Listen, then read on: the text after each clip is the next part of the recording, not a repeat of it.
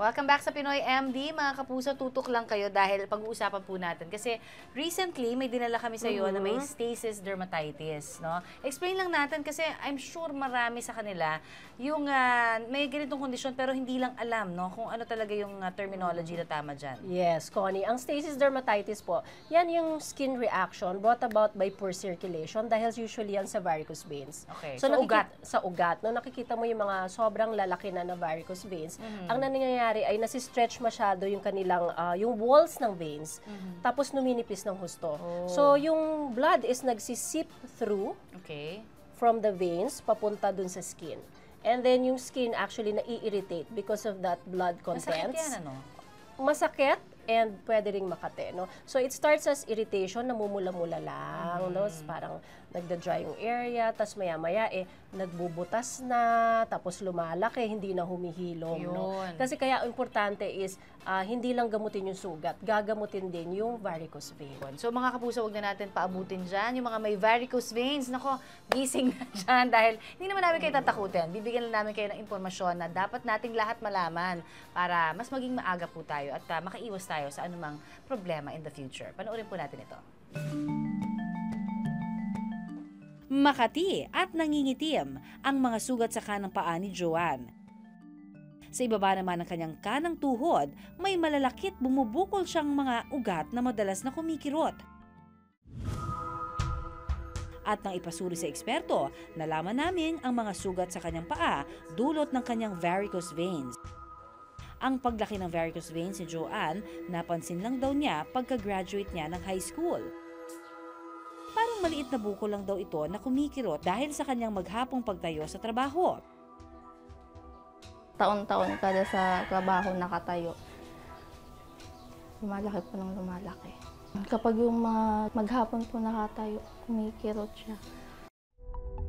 Ang mga sugat naman sa paa nagsimula raw sa simpleng pangangati noong 2012. Mula sa dahon ng bayabas hanggang sa mga ointment creams, sinubukan na raw niya. Gumagaling po, kasi magsusugat ulit.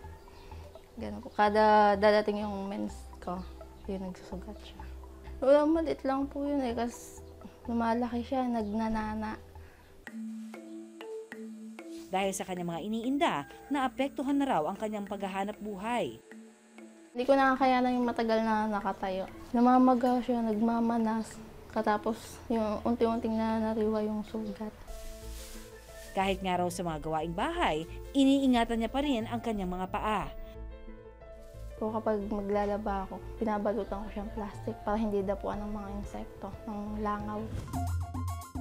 Para malaman kung ano ang kanyang kondisyon, nagpadala ng mensahe sa Pinoy MD Facebook page si Joanne.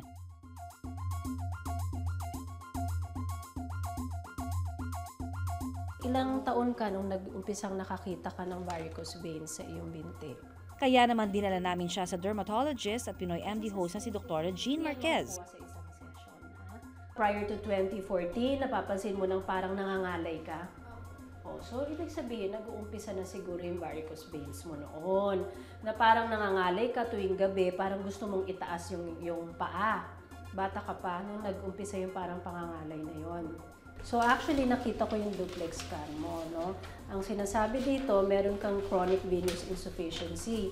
Ibig sabihin, hindi maganda yung daloy ng iyong veins, no? Kumbaga yung, dapat kasi yung ating dugo aakyat sa puso. Ang nangyayari is, lumuwag yung mga ugat na yon, nag-open yung mga valves o yung mga gates o yung parang mga gate na dapat magsasara yun tuwing nagfo-flow paakyat para hindi bumalik yung dugo papuntang paa. Ang nakikita natin sa iyo ngayon ay varicose veins at ang naging side effect nun ay yung tinatawag na stasis dermatitis o yung sugat mo na nakikita ko ngayon.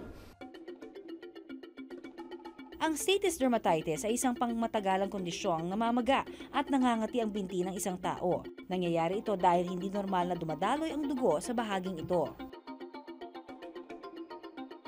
Ang nangyayari is initially merong swelling, may pangangati, pamumula, and then later on kapag ito'y tumagal, pwedeng ang nangyayari ay nagkakaroon ng pagbubutas ng balat at tumitigas yung surrounding skin. No?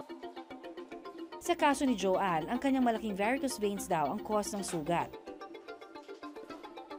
Ang nangyayari kasi dito ay yung ugat sa sobrang laki, no, hindi na nagsasara yung mga valvula ng ugat. So, ang nangyayari kasi sa ating ugat, dapat yung dugo from the veins, yung dugo from the feet, dapat umakyat yan papuntang puso.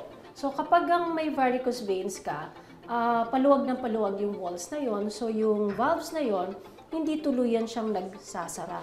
Lumuluwag siya. Kung kaya't akyat baba lang yung dugo na nangyayari.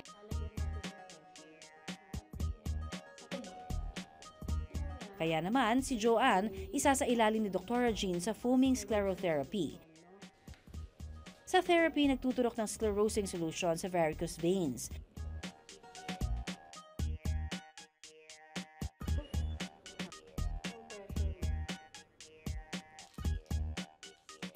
Pagkatapos, mamamaga ang inner walls ng mga ugat para magdikit ulit at kalaunan ay magsara ang mga ito.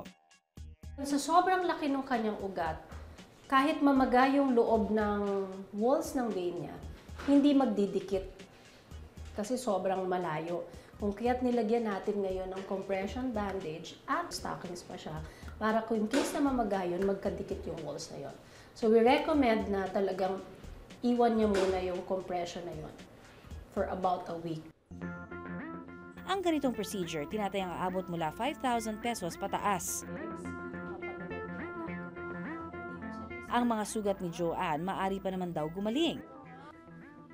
Pero kailangan maunang mawala ang malaking bukol ng varicose veins niya para maayos na dumaloy ang dugo sa kanyang mga binti. Payo ng eksperto, prevention is better than cure. Pag hindi mo naagapan yung stasis dermatitis infection, pwedeng kumalat yung infection doon sa buto, pwede rin kumalat sa buong katawan. Kaya naman maliliit pa lamang daw ang varicose veins, dalhin na sa mga espesyalista para hindi na magkaroon pa ng mas malalang problema.